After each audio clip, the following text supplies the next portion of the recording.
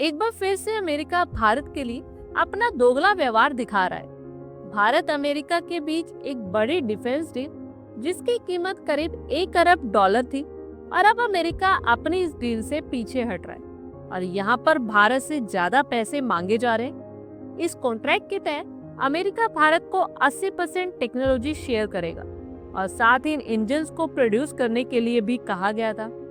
और इसकी शुरुआत जब होने ही वाली थी, इतने में अमेरिका ने भारत से $1 बिलियन और मांगने शुरू कर दिए। ये F414 इंजन को भारत के तेजस MK2 फाइटर जेट में लगाया जाना है। इस डील को होने में ही करीब 10 साल का समय लग गया था और भारत इसमें 99 इंजन मंगवाने वाला है। वहीं इसमें से कुछ इंजन तेजस MK2 में और बाकी भारत का जो M का प्रोग्राम है उसमें इंस्टॉल किए जाएंगे। जैसे ही डील आगे बढ़ी तो इन इंजन्स की टेक्नोलॉजी को भी शेयर करने की मांग की गई, जिसमें कंप्लीट मैन्युफैक्चरिंग तो नहीं लेकिन 70 से 80% असेंबलिंग भारत के अंदर ही होने वाली थी, क्योंकि रशिया हमें ये फैसिलिटी दे पाता है। जिसके बाद अमेरिका 80% टेक्नोलॉजी शेयर करने को राजी हो गया। अब अमेरिका ने इस डील के ज्यादा पैसे मांगने शुरू कर दिए और अभी तो ये सिर्फ 99 इंजन की डील है। इसमें टेक्नोलॉजी ट्रांसफर के पैसे अलग से मांगे जा सकते हैं और ऐसा ही कुछ फ्रांस के साथ भी देखा गया। रफाल और स्कॉर्पियन क्लास के समरन के केस में इसमें समय के साथ फ्रांस से ज्यादा पैसे मांगे थे। इसमें ये बात साफ हो गई कि आज के टाइम में लोकल मैन्युफैक्चरिंग कितनी ज्यादा इम्पोर्टेंट हो चुकी है।